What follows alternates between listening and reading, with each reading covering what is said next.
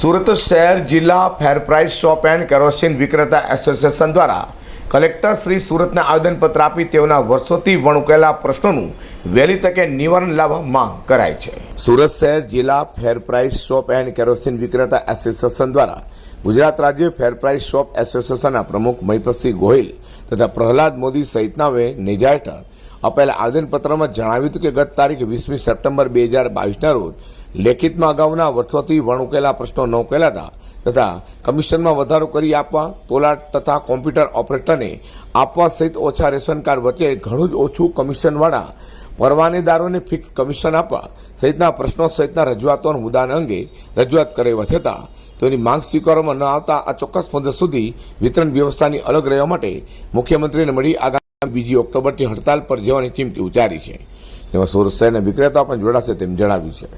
સૌપ્રથમ અમારા આવશ્યક ચીજ વસ્તુના દુકાનદારોના પ્રશ્ન બાબતે આપ સૌ ચેનલ અમને સાંભળવા ઉપસ્થિત થયા તે બદલ ખૂબ ખૂબ આભાર વિનવું છું। વિશેષ આજે 30 તારીખ મારા કાર્ડ ધારકોને જથ્થો મેળવવાનો છેલ્લો દિવસ અનાયાસે આજે અમારે આવેદનપત્ર આપવું પડે। ગુજરાત સરકારનું આવેદનપત્ર છે।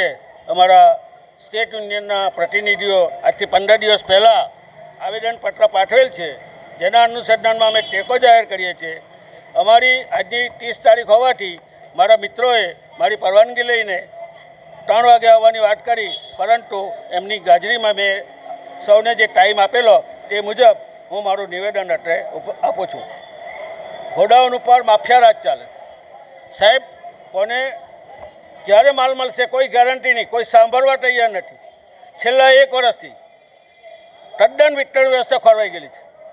એ 25 તારીખ પછી માલ આવે સાહેબ, તો ગ્રાહકો કેટલા ધક્કા ખાય, કેટલી રોજીરોટી ગુમાવે, અમારી સાથે કેવું વર્તન કરે એ ઉકેલ માત્ર કોયડો છે અને ગંભીર પ્રકારની માફિયાગીરી ચાલે છે। એનો અંત લાવો એ આજની અમારી મુખ્ય માંગ છે। બ્લેકલિસ્ટ થયેલી 1992માં આ અમારા તિવારીભાઈ, અમે તે વખતે 83 જેટલા બિહારી મજૂરોને પાસા હેઠળ જેલમાં ઘાલેલા।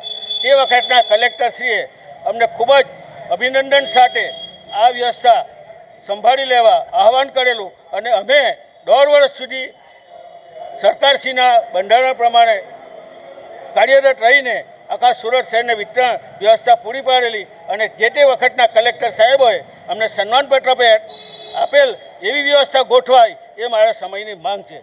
1 થી 10 તારીખમાં જો માલ અમને મળી જાય, 100% દુકાનદારે 25% જથ્થો બી મળી જશે તો અમારી વિતરણ વ્યવસ્થા ચાલુ થઈ જશે।